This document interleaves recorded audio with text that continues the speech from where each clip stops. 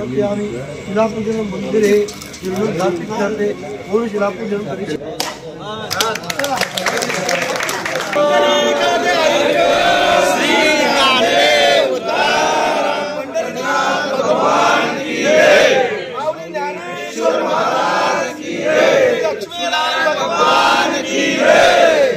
नमस्कार, मी सागरराजे. प्रभात पर्व न्यूजवर आपलं सर्वांचं स्वागत करतो.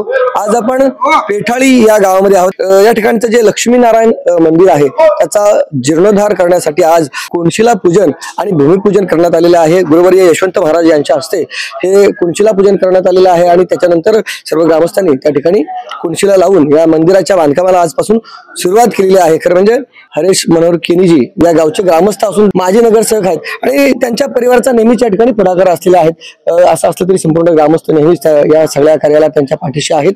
आज या ठिकाणी आपल्या लक्ष्मीनारायण मंदिराचं जीर्णोद्धार करण्यासाठी कुंशिला पूजन आणि भूमिपूजन करण्यात आलेले आहे. काय सांगाल याविषयी?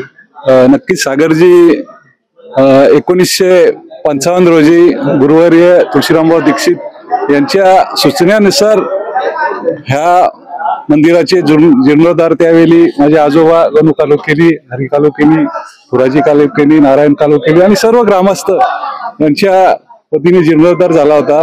आणि आज गुरुवर्य यशवंत महाराज यांच्या शुभ हस्ते या ठिकाणी आमच्या लक्ष्मीनारायणची भूमिपूजन झालंय. खरोखरच एक आनंदाचा दिवस, कारण पेठाली गाव म्हणजे आजची आमची अलग 7वी पिढी आहे. बागले आजो नंतर आमची 7वी पिढी आणि या 7वी पिढी आनंदाने हा उत्सव आमचा गेल्या 70 वर्षे झाली असतील. जर 1955 आणि 1955 नंतर माझे वडील मनोहर केनी यांनी 2001 रोजी जीर्ण आणि सर्व ग्रामस्थ वतीनेच होत असतो हा कार्यक्रम. आणि आज माझे भाऊ दिनेश केनी, नामदेव शेठ केनी आणि सर्व ग्रामस्थांच्या मदतीने नवीन मंदिराचा जीर्णोद्धार या ठिकाणी आम्ही करत आहोत. नक्कीच एक आनंदाचा दिवस आहे सर्व ग्रामस्थांना.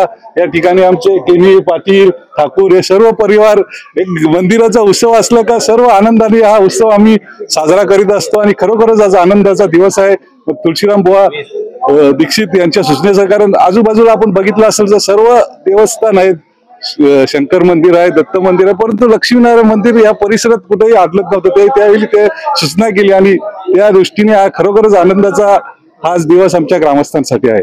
1955 साली हे जे मंदिर बांधण्यात आलं त्यावेळीला नेमका काय म्हणजे झालं होतं? म्हणजे लक्ष्मी त्यांनी सांगितलं की बाबा तुळशीरामभाऊ दीक्षित ज्यांचं खूप मोठं नाव आहे महाराष्ट्रामध्ये, त्यांच्या सूचनेनुसार हे झालं होतं असं सांगितलं त्यांनी. काय तुम्हाला आठवतं का ते सगळं? हा, ते सर्व हे जे मंदिराचं हे आहे ना, मूळ हे आहे ना, ती प्रेरणा तुळशीराम बुवांची आहे आणि तुळशीराम बुवांच्या नुसार ते हे मंदिर बांधलंय. म्हणजे त्यावेळी त्यांनी नेमका काय सांगितलं होतं? त्यांनी लक्ष्मीनारायण त्या इतर मंदिर नव्हतं ना गावात, हे लक्ष्मीनारायण त्यांनी. आणि लक्ष्मीनारायण मंदिर म्हणजे शांत मंदिर, शांत म्हणजे काही जरी चुकी केली तरी माफ. बाकी मंदिर आहेत, बाकी देव आहेत खूप, ते लक्ष्मीनारायण शांत आहे. त्यामुळे आमच्या गावामध्ये जरी झगडा झाला, भांडण झाला तरी मर्डर पैस गेला नाही, कारण त्याला लक्ष्मीनारायण हे आमच्या तुळशीराम बुवांचं आम्हाला हे वरदान आहे. खरं म्हणजे ना, पेठाली हे नाव आहे ना, या इथल्या सगळ्या ग्रामस्थांना माहित असलं तरी पूर्वीचं जे नाव आहे ना, तिनगर म्हणून बोललं जात होतं. म्हणजे मला आठवतं लहानपणी तिनगर बोलायचो आम्ही लोक. तर पूर्वी ही जी मंदिरं गावोगावची होती ती अतिशय छोटीखानी असायची, कौलारू मंदिरं असायची. आणि हे मंदिर मात्र थोडंसं वेगळं होतं असं म्हणजे आपण सगळ्यांनी पाहिलेलं आहे. खरं म्हणजे हे जे पुरातन आमचं जुनं मंदिर होतं ते स्लॅबचं होतं, पण आमच्या पिढीचे नाही, माझ्या आजोबांनी म्हणजे 3 पिढ्या झाल्या, आमची 3री पिढी असेल. त्यावेळेला हे सुरुवातीला 1955 साली स्लॅबचं आणि थोडं डिझाईन त्यावेळेला केलेलं की भले नवीन धरती होती त्यावेळेला, पण ते स्लॅबचं असं बांधकाम होतं की या एरियात त्यांच्या कृषीत अजिबात नव्हतं. त्या पद्धतीचं जुनं स्लॅब टाकलेलं त्यावेळेला. म्हणजे खरं म्हणजे परवडण्याच्या दृष्टिकोनातनं पूर्वी ही जी मंदिर असायची कौलारूच असायची आणि त्यावेळेला मात्र इथे मात्र तुम्ही स्लॅबचं बांधकाम केलं होतं. आजोबांच्या म्हणजे 3 पिढ्या अगोदर आमच्या होतं, ते आम्हाला तेवढं काही लक्षात नाही. पण आम्ही आता जे बघितलं त्यावेळेला म्हणजे ते त्याच्यावर तारीख नोंद होती ना, त्या ते समजलं 1955 ची नोंद होती ते. आणि अजून देखील ते भक्कम मंदिर होतं, परंतु तरी देखील काळानुसार त्याच्यामध्ये बदल केला गेला पाहिजे असेल आणि सभामंडप वगैरे व्यवस्थित असलं म्हणजे यासाठीची धडपड आहे. हे जे मंदिर आहे याचा जीर्णोद्धार करायचा आहे.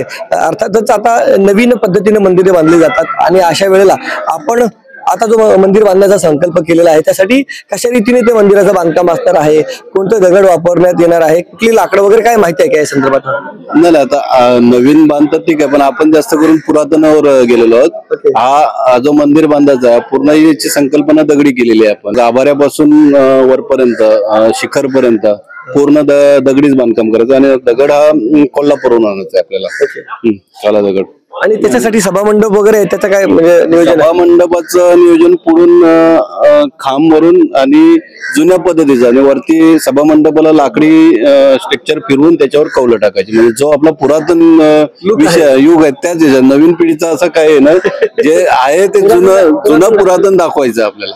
म्हणजे जरी आता नवीन नवीन पद्धतीने मंदिरे बांधत असली तरी देखील इथे मात्र आहे ना जाणीवपूर्वक ते मंदिर पुरातन कसं वाटेल यासाठी प्रयत्न असणार आहे. त्याच्यामध्ये जुन्या दगडाचा देखील उपयोग करण्यात येणार आहे आणि त्याच्यामध्ये जुन्या पद्धतीची लाकडी एक सजावट, म्हणजे जेणेकरून ते मंदिर आहे ते जुनं वाटेल, जुनं बांधकाम, जुनं जे म्हणजे सौंदर्य असतं मंदिराला ते तो क्लासिक टच त्या मंदिराला असावा यासाठीची सगळी ही धडपड आहे. तर साधारण आता म्हणजे आज मंदिराचं बांधकाम समजा सुरू करण्यात भूमिपूजन केलेले, कोनशिला पूजन करण्यात आलेलं आहे. आता मंदिराचं बांधकाम पूर्ण व्हायला साधारण किती कालावधी लागू शकतो काय? साधारण जे कोल्हापूरवाले मिस्त्री आहेत तेही आपल्याला 1.5 वर्षाचा 18 महिन्याचा कालावधी दिलेला आहे. पण आम्हाला इथे की पूर्ण म्हणजे पुढची जी आमची जो 2026चा उत्सव आहे ना तो पूर्ण मंदिर तयार करूनच आम्ही करणार. तर म्हणजे इथे पालखी बोललं जातं ज्या उत्सवाला, लक्ष्मीनारायण उत्सव असला तरी ग्रामस्थ पालखी असं या उत्सवाला संबोधतात आणि या पुढच्या पालखीच्या अगोदर हे मंदिराचं बांधकाम या थोडक्यात पूर्ण होईल असं. ओके, तर आपल्याला काय वाटतं हे ऐकून? याविषयीची आपली प्रतिक्रिया अवश्य नोंदवा. धन्यवाद.